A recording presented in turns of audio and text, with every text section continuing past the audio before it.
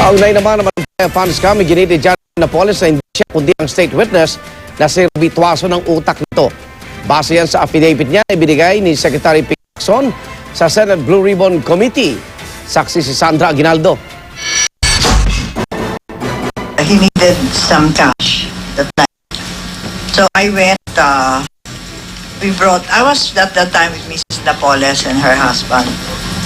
And we dropped it off. Bukod sa pork barrels ka, walang kaabog-abog ding idetalye ni Ruby Tuason sa Senado noong Pebrero kung paano rin pinagkakitaan daw ang Malampaya Fund.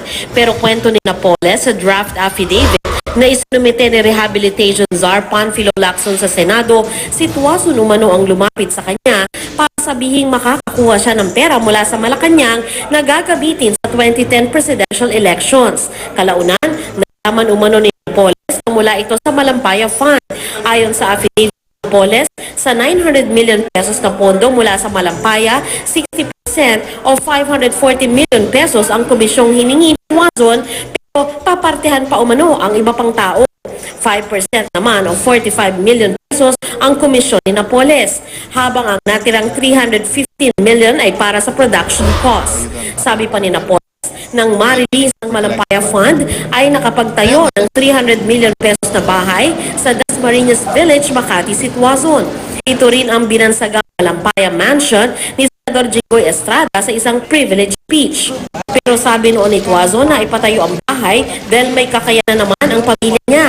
Ayon pa sa affidavit ni Napoles, ang pondo naman na para sa eleksyon ipinamahagi bilang cash sa 77 mayor sa listahan na mula umano kay Tuason. Ang mga mayor hindi raw pinakasuhan gaya ng pangako raw sa kanila ni Attorney Levito Baligod kapalit ng suporta sa kandidatura ni Dema sa pagkasenador.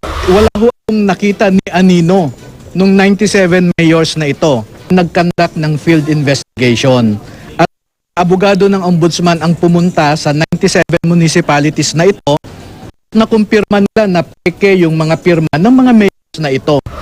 Alleged act of talking to the mayor is not being imputed to me. It's not being attributed to me. It's being attributed to Attorney Levy. We can never charge them because nga, sabi ng mga whistleblowers, biktima rin yung mga mayors. So malaking kalukuhan na naman yan. Bakit ako na naman ang sinisentro nila? Wala pang tugon sa isyu ang kampo ni Tuason, pero taliwas sa pahayag ni Napoles ang laban ng naunang affidavit niya kung saan niyang si Napoles ang lumapit sa kanya at nagtanong kung may kilala sa Malacanang. Itinuro raw ni Tuason ang kapatid na si Remy.